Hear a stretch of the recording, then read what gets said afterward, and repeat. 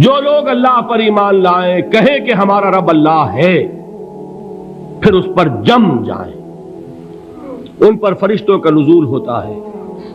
نہ کوئی غم کرو نہ خوف، خوشیاں مناؤ جنت کی جس کا تم سے وعدہ کیا گیا تھا۔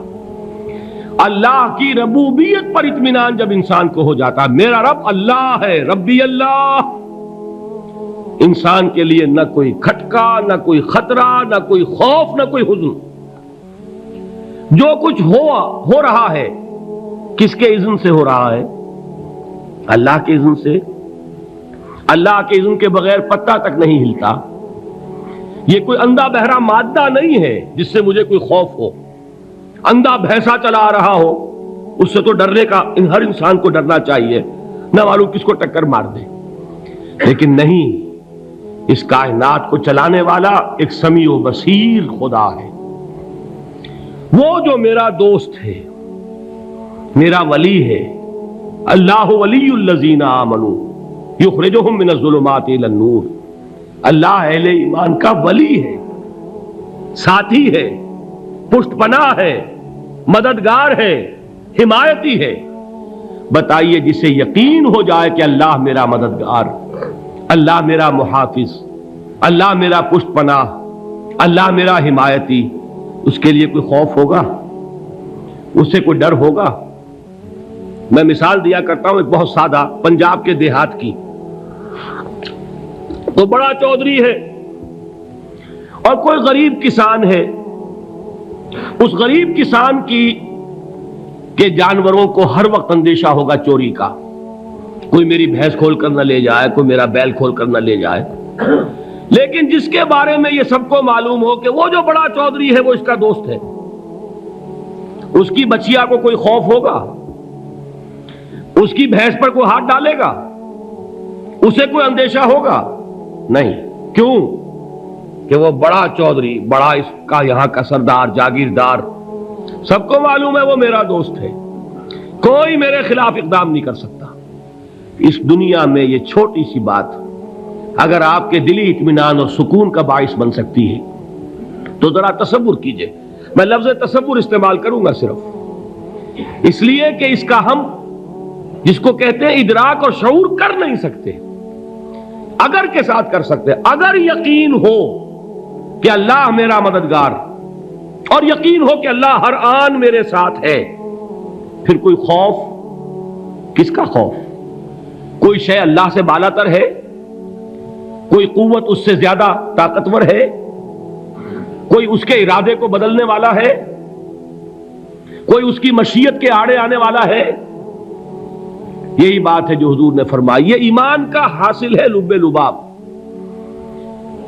کہ دیکھو اچھی طرح اس بات کو ذہن نشین کر لو، اگر تمام انسان مل کر تمہیں کوئی نقصان پہنچانا چاہے نہیں پہنچا سکتے، مگر جو کچھ اللہ نے لکھ دیا ہو، اور تمام انسان مل کر تمہیں کوئی نفع پہنچانا چاہیں نہیں پہنچا سکتے، مگر وہ شے جو اللہ نے طے کر دی ہو۔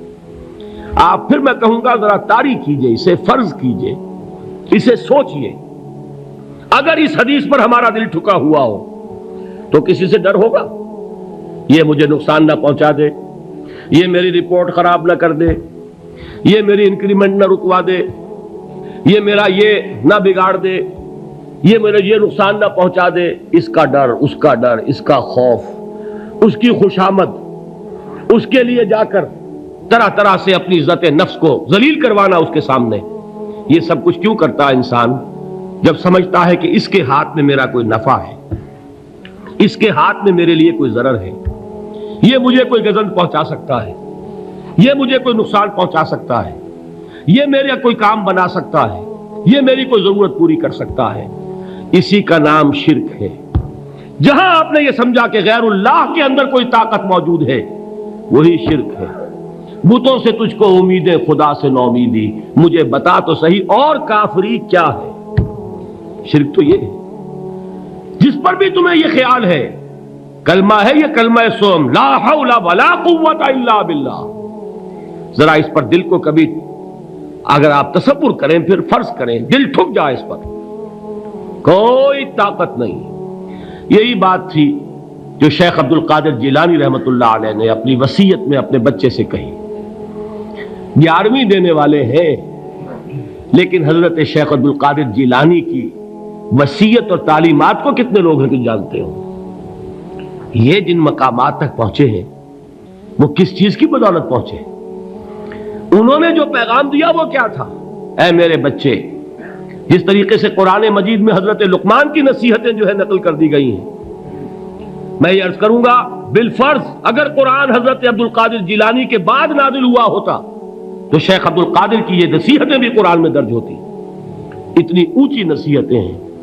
اے میرے بچے، اس حقیقت کو ذہن نشین کر لے، لا فاعل فی الحقیقت ولا مؤثر الا اللہ. اس کائنات میں نہ کوئی فاعل حقیقی ہے نہ مؤثر حقیقی ہے سوائے اللہ کے. کسی شے میں کوئی تاثیر نہیں اگر اللہ نہ چاہے. آگ جلا نہیں سکتی اگر اللہ نہ چاہے. پانی ڈبو نہیں سکتا اگر اللہ نہ چاہے.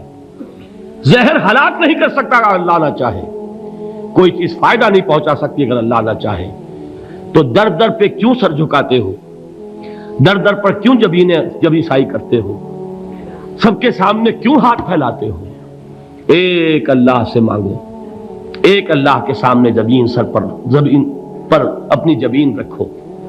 لا فاعل فی الحقیقت ولا مؤثر الا اللہ. نظر آتا ہے ہمیں کہ پانی پیاس بجھا دیتا ہے. پیاس بجھانے کی صلاحیت پانی میں نہیں ہے، اللہ کے اذن سے. کھانا بھوک مٹا دیتا ہے. بھوک مٹانے کی صلاحیت کھانے میں نہیں ہے، اذن رب میں ہے. دیکھیے یہی یقین تھا. حضرت موسیٰ علیہ السلام کا واقعہ یاد کیجئے. سامنے سمندر آ گیا ہے، قوم دیکھتی ہے پیچھے کہ گرد و غبار کا طوفان ہے. معلوم ہوا کہ فرعون اپنے لشکر سمیت آ گیا ہے. لشکر جب چلتا تھا تیز رفتاری کے ساتھ تو گرد و غبار کا جو طوفان اٹھتا تھا اس کا تصور کیجیے. اور لمحہ بلمحہ وہ قریب آ رہا ہے. پوری قوم نے کیا کہا؟ اے موسیٰ انا لمدرکون، اے موسیٰ ہم کو پکڑے گئے. قرآن مجید نے تو یہاں وہ باتیں نہیں لکھی ہیں، لیکن تورات میں یہ درج ہے کہ بنی اسرائیل جھگڑنے لگے، دست و گریبان ہو گئے موسیٰ کے ساتھ. موسیٰ ہمیں یہاں مروایا لا کر، اس سے تو ہم ہی بہتر تھے. وہاں کھانے کو ملتا تھا، زندگی تو تھی، بیگار ہم کر رہے تھے، موت تو نہیں تھی. اب جو کچھ ہوگا اس کا تصور کرو، جس طریقے سے ہمارے ٹکڑے اڑائے جائیں گے. تو لڑ رہے ہیں حضرت موسیٰ علیہ السلام سے. یہ تورات کی تفصیل ہے. قرآن میں صرف اتنا آیا ہے، پریشان ہو کر انہوں نے کہا انا لمدرکون، موسیٰ ہم تو پکڑے گئے. اس وقت موسیٰ کا جواب کیا ہے؟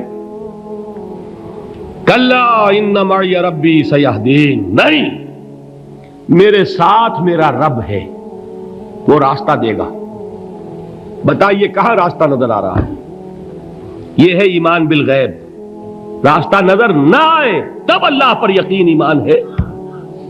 جیب میں پیسے ہوں اور تب دل کو اطمینان ہے تو ایمان کس پر ہوا؟ پیسے پر، اللہ پر نہیں. جب وسائل و ذرائع نہ ہو اور پھر یقین ہو کہ اللہ مسبب الاسباب ہے، وہ اسباب کا پابند نہیں ہے، وہ اسباب کا محتاج نہیں ہے، اسباب اس کے محتاج ہے. اگر یہ یقین ہے تو اللہ پر ایمان ہے. یہ نہیں ہے تو تمہارا ایمان اسباب پر ہے، وسائل پر ہے، ذرائع پر ہے، مادیات پر ہے، اللہ پر نہیں. اس وقت کہاں راستہ تھا؟ کوئی راستہ تھا؟ سمندر ہے اور ادھر سے لشکر آ گیا ہے. کلا ان معی ربی سیہدین. اب دیکھیے ایمان کہہ دینا آسان ہے، ہوا معکم اینما کنتم، جہاں کہیں بھی تم ہوتے ہو اللہ تمہارے ساتھ ہوتا ہے. لیکن اس کا یقین قائم ہو جائے تو زمین و آسمان کا فرق واقع ہو جائے. یہی بات ہوئی حضور کے ساتھ. غار ہے، چھپے ہوئے ہیں محمد الرسول اللہ اور آپ کے وہ یار غار ابو بکر صدیق رضی اللہ تعالی عنہ. اقبال نے حضرت ابو بکر کی شان میں چند اشعار کہے صرف، لیکن واقعہ یہ ہے کہ بھاری بھاری نظموں پر اور قصیدوں پر بھاری ہے. طویل ترین نظمیں اور قصیدے ہوں ان پر بھاری ہے. ہمتیں ابو بکر کی ہمت جو ہے کشت ملت را چو ابر، جیسے بارش سے کھیتی اپجتی ہے، ابو بکر کی ہمت اور عزیمت اس امت کو اسی طرح سینچنے والی ہے۔ ثانیے اسلام و غار و بدر و قبر، وہ دوسرے تھے اسلام میں، دوسرے پہلے کون تھے؟ انا اول المومنین، حضور فرماتے ہیں سب سے پہلا ایمان لانے والا میں، دوسرے ابو بکر۔ ویسے ہمارے ہاں یہ چلتا ہے اختلاف، حضرت علی پہلے ہیں کہ حضرت ابو بکر پہلے ہیں، لیکن اس میں بڑی خوبصورت تطبیق قائم کی ہے علماء نے، اور بہت صحیح ہے۔ چار کے بارے میں فیصلہ ہی مت کرو کہ کون پہلے ہے، ان کی ایک عجیب تقسیم کر دی ہے۔ آزاد مردوں میں، بالغ مردوں میں سب سے پہلے ابو بکر، بچوں میں سب سے پہلے علی، خواتین میں سب سے پہلے خدیجہ، اور غلاموں میں سب سے پہلے زید ابن حارثہ۔ بڑی پیاری تقسیم ہے، یہ چاروں ہی پہلے ہیں، ہر ایک کے لیے اولیت ہے۔ اور واقعہ یہ ہے کہ اگر زمانی اعتبار سے تعین ہوگا تو پہلے خدیجۃ الکبریٰ آئیں گی رضی اللہ تعالی عنہ، کسی اور سے بات کرنے کی نوبت بعد میں آ سکتی ہے، پہلے تو اہلیہ محترمہ سے بات ہوئی، آتے ہی پہلی وحی ہوئی ہے، ابھی تبلیغ کا حکم نہیں تھا، کس کو بتایا واقعہ؟ ابھی اپنی نبوت کی تبلیغ کا تو حکم ہی نہیں آیا، واقعہ کس کا ہے؟ وہ خدیجہ کا ہے۔ جب کہا ہے کہ خشیت علی نفسی، مجھے اپنی جان کا اندیشہ ہے، تو کیا جواب دیا خدیجہ نے رضی اللہ تعالی عنہا؟ وہ صدیقۃ الکبریٰ ہے، صدیقات جو ہے خواتین ان میں چوٹی پر خدیجۃ الکبریٰ ہے رضی اللہ تعالی عنہا، اور صدیق جو مرد ہیں ان میں صدیق اکبر ہے ابو بکر صدیق رضی اللہ تعالی عنہ، لیکن صدیقات میں چوٹی پر۔ جب حضور نے فرمایا خشیت علی نفسی، کیا فرمایا؟ کیا عرض کیا؟ کیسے تسلی دی؟ نہیں نہیں، اللہ آپ کو ضائع نہیں کرے گا، آپ غریبوں کے ہمدرد ہیں، آپ مساکین کے تکالیف رفع کرنے والے ہیں، آپ بیواؤں کی سرپرستی کرتے ہیں، آپ مسافروں کی خدمت کرتے ہیں، اللہ آپ کو ضائع نہیں کرے گا۔ یہ یقین ہے اس خاتون کے اندر۔ خیر وہ ایک علیحدہ بات ہو جائے گی۔ میرے دل پر حضرت خدیجہ رضی اللہ تعالی عنہ کی شخصیت کا بڑا گہرا نقش ہے، جو وہ کوئی اور ہی وقت اور موقع ہوا تو بیان ہوگا۔ بہرحال اقبال نے ایک مصرے میں جو چار اولیتیں جمع کر دی ہیں، ہمت او کشت امت را چو ابر، ثانی اسلام و غار و بدر و قبر۔ اسلام میں حضور کے بعد پہلے کون؟ ابو بکر۔ غار میں حضور کے ساتھ کون؟ ابو بکر۔ بدر کی رات اللہ کا رسول سربسجود وہ جھاڑ، وہ گھاس پھوس کی جو جھوپڑی بنائی گئی تھی، اور وہاں تلوار ننگی لے کر پہرا دینے والا کون؟ ابو بکر۔ اور اس حجرہ عائشہ میں محمد کے بعد سب سے پہلے دفن ہونے والا کون؟